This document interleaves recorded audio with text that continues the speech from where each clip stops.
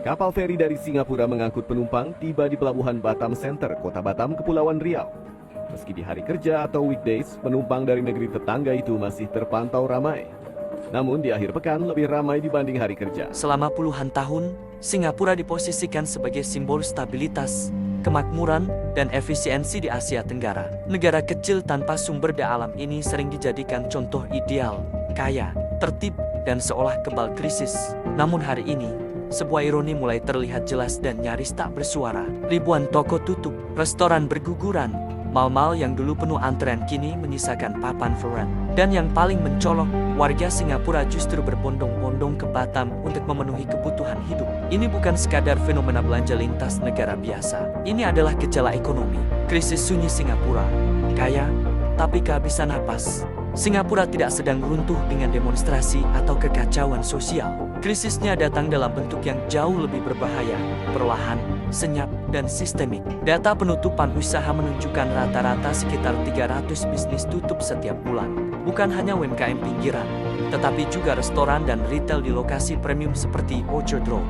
Akar masalahnya satu, biaya hidup yang sudah tidak rasional, terutama sewa properti yang melonjak hingga hampir 50% dalam beberapa tahun terakhir. Bagi pemilik aset, ini berkah. Bagi pedagang, ini hukuman mati. Harga makanan naik, tapi daya beli justru turun. Konsumen mulai mengerem belanja.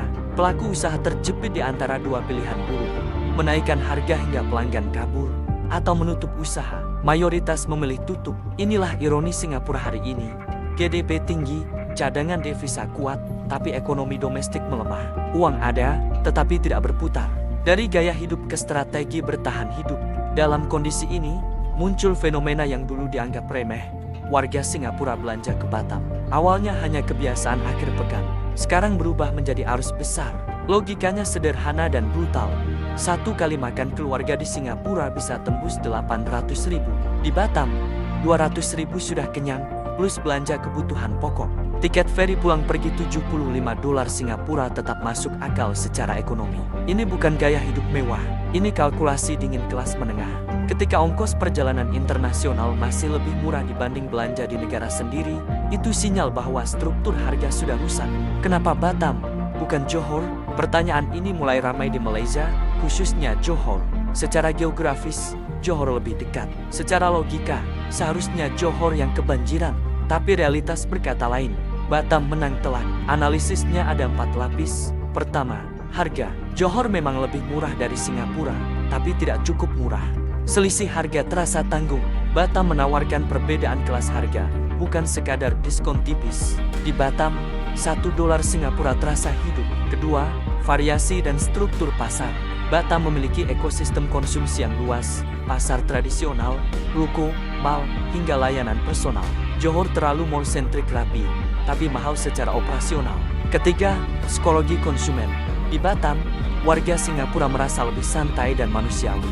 Di Johor, atmosfernya terasa seperti Singapura versi murah, bukan tempat pelarian yang sesungguhnya. Keempat, momentum. Batam berada di posisi tepat saat Singapura mencapai titik mahal ekstrem.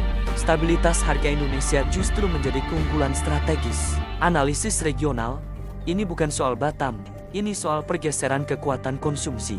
Yang terjadi hari ini bukan sekadar cerita belanja, ini adalah pergeseran arus konsumsi regional. Singapura adalah negara jasa. Kehilangan konsumsi domestik berarti kehilangan denyut ekonomi utama. Masalahnya, perilaku konsumen yang sudah berubah jarang kembali, terutama jika tak ada koreksi struktural. Lebih berbahaya lagi, Singapura tidak punya bantalan sumber daya alam.